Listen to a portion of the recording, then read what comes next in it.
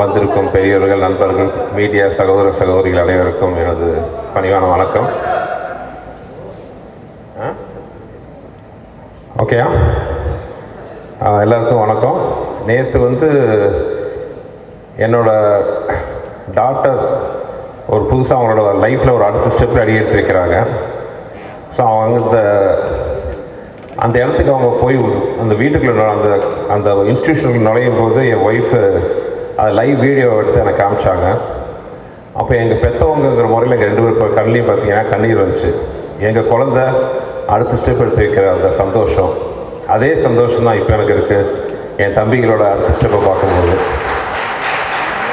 அதாவது ஒரு முதலாக லைஃப் மேலே எந்த வித பயமும் இல்லாமல் தன் திறமையை மட்டுமே நம்பி ஒரு தன்னம்பிக்கையோட முன்னாடி வந்த இந்த 2 பேரும் இன்றைக்கி தனக்கு ஒரு ப்ரொடக்ஷன் ஹவுஸ் ஆரம்பித்து பல பேருக்கு கை தூக்கி விடுற நிலைமையில் வந்திருக்காங்க போது உண்மையாகவே பெற்ற பொழுதும் பெரிதுக்கும் தன் மகனை சான்றோன கேட்ட தாய்ங்கிற ஒரு சந்தோஷத்தில் தான் நான் இருக்கேன். ஆதிட்டு இருக்கிற எனக்கு ரொம்ப பிடிச்ச ஒரு விஷயம் என்னென்னா, தான் மட்டும் இல்லாமல் திறமையுள்ள இளைஞர்களுக்கு கை தூக்கி விடணுங்கிற ஒரு நல்ல எண்ணம் அவருக்கு இருக்குது. இப்போ வளர்ந்ததுக்கப்புறம் இல்லை, வளர்கிறதுக்கு முன்னாடி அந்த தாட் இருந்துச்சு. இப்போ ஆதியால் நான் ஆதி ஒருத்தரை தான் அறிமுகப்படுத்தினேன். ஆனால் ஆதி எத்தனை பேர் அறிமுகப்படுத்துகிறாருங்கிற கணக்கு சொல்லவே முடியாது. அவ்வளோ அறிமுகங்களை அவர் பண்ணியிருக்காரு. ஸோ அது இப்போ தமிழா என்டர்டெயின்மெண்ட் இன்னும் பல திறமைகளை ஆதியும் ஜீவாவும் நல்லா வருவாங்கிற நல்லா வந்துட்டாங்க, இன்னும் மேலே மேலே வளருவாங்கிற நம்பிக்கை எனக்கு இருக்குது. ஆனால் அந்த இப்போ தமிழா என்டர்டெயின்மெண்ட் மூலம் பல திறமைசாலிகள் இளைஞர்கள் இந்த திரையுலகிற்கும் சினிமா இண்டஸ்ட்ரிக்கு மியூசிக் இண்டஸ்ட்ரிக்கு வருவாங்க நம்பிக்கை எனக்கு இருக்குது.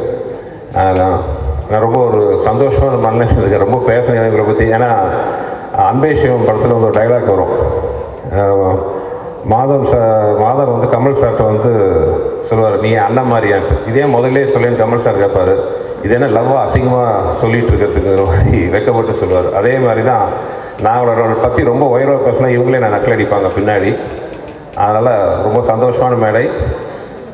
என்னவாக இருந்தாலும் ஆதியை ஆதிக்கு முதல் படம் நான் கொடுத்தேன். அந்த சந்தோஷத்தை விட அவங்க படத்தை லான்ச் பண்ணுற சந்தர்ப்பத்தை எனக்கு கொடுத்துருக்காங்க பார்த்தீங்களா, அந்த சந்தோஷம், அந்த அவங்க எனக்கு கொடுத்துருக்கிற அந்த அபிமானம், மரியாதை என்னை ரொம்ப நெகிழ வச்சுருக்கு.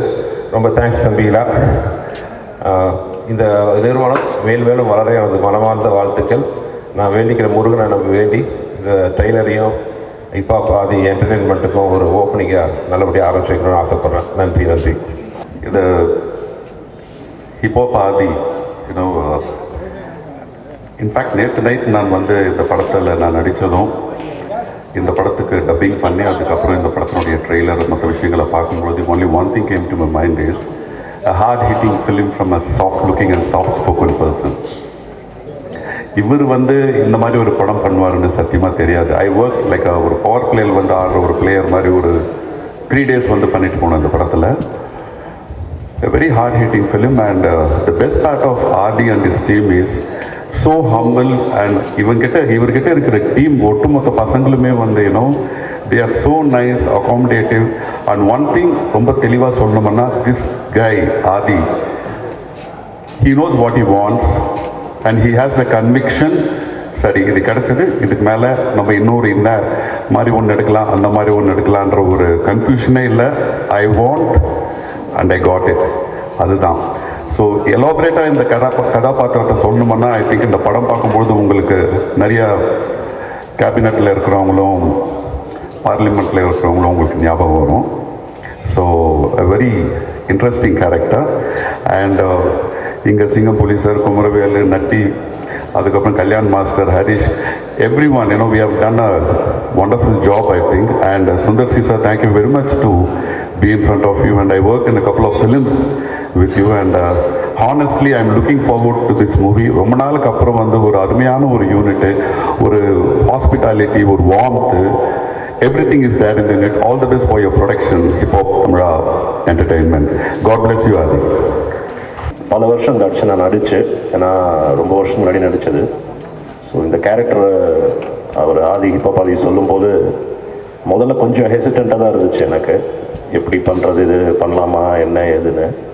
அப்புறம் அவர் வாசு சார் தான் சொன்னார், மாஸ்டர் நீங்கள் பண்ணுங்கள், நீங்கள் பாருங்கள், நீங்கள் வந்து பாருங்கள் அப்படின்னாரு. எனக்கும் அவருக்கும் பழக்கமே கிடையாது, நான் ஒர்க் பண்ணதில்லை அவரோட.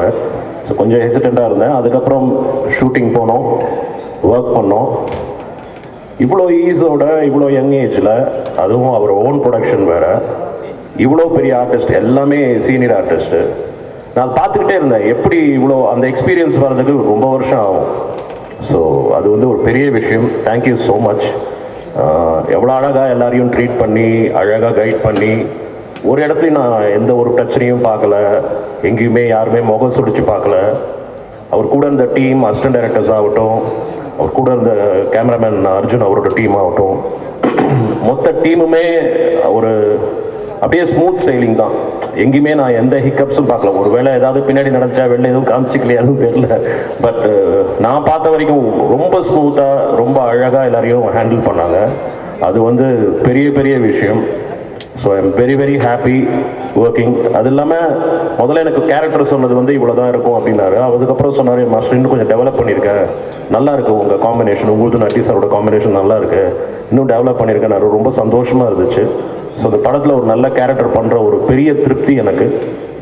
அது இல்லாமல் இந்த ஹோல் டீமுமே இவ்வளோ டேலண்டடாக, அதுவும் ஓன் ப்ரொடக்ஷன் வேறு, இவ்வளோ பெரிய ஒரு படம் பண்ணுறது பெரிய பெரிய விஷயம். அண்ட் கங்க்ராச்சுலேஷன்ஸ் ஃபார் தேட் உங்களுக்கும் ஜீவாக்கும். And thank you for the opportunity. Thank you. அனுபவம் உள்ள இயக்குநர்களுக்கு தான் வரும், அது இருக்கு, இயல்பாக இருக்குது. I really congratulate you Aadhi and Jeeva. உங்களுடைய பயணம் மிகப்பெரிய பயணமாக இருக்க போகிறது. ஏன்னா சத்தம் இல்லாமல் சிரிச்சுக்கிட்டே இவ்வளோ பேரை ஹேண்டில் பண்ணுறது வந்து ரொம்ப கஷ்டம். நாங்களே பார்த்தா எங்கேருந்துடா ஓடி வரானுங்கன்னு பார்த்தா ஒரு கும்பல் ஓடி வந்துன்னு இருக்கும். அவங்க இருட்டிலேருந்து லைட்டுக்கு வருவோம், நாங்கள் எங்கேருந்து அங்கே போனோம். அவங்க விளையாட்டுத்தனமாகவே இதை ஹேண்டில் பண்ணி முடித்தாங்க. அது வந்து நான் இன்னமும் ஆச்சரியப்பட்டு கொண்டு இருக்கும் ஒரு விஷயம். Thank you so much. All the best to you and Jeeva. Thank you. வணக்கம். இயக்குனர் சுந்தர் சி அவர்கள் பேசும்போது சொன்னார்கள், இப்பா பாதி அவர்கள் நிறைய இளைஞர்களை திரைக்கு அறிமுகப்படுத்துவார் என்று.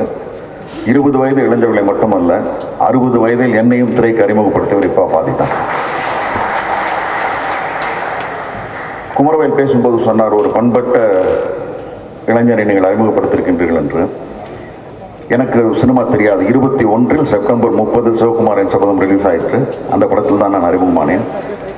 அந்த படத்திலும் சரி, இந்த படப்பிடிப்பின் போதும் சரி, உடுமலைப்பேட்டையில் ஏற்கனவே ஒரு மலை மீது தான் நாங்கள் படப்பிடிப்பு நடத்தினோம். அந்த மலையிலிருந்து அதையும் தாண்டி ஒரு மலையில் ஒரு காட்சி வைத்திருந்தார் ஒரு நாள் மாலை. நான் மிகவும் தயங்கினேன். ஏனென்றால் உடலில் பாதி இடம் எனக்கு பிளேட் தான் இருக்கின்றது. ஆனால் அவர் எப்படி அதை செய்தார் என்று தெரியவில்லை. 2 பேரை என்னுடன் வைத்து அங்கிளை பத்திரமாக மேலே கூட்டி சென்று பத்திரமாக கீழே கூட்டி வாருங்கள் என்று அவர் சொன்னார்.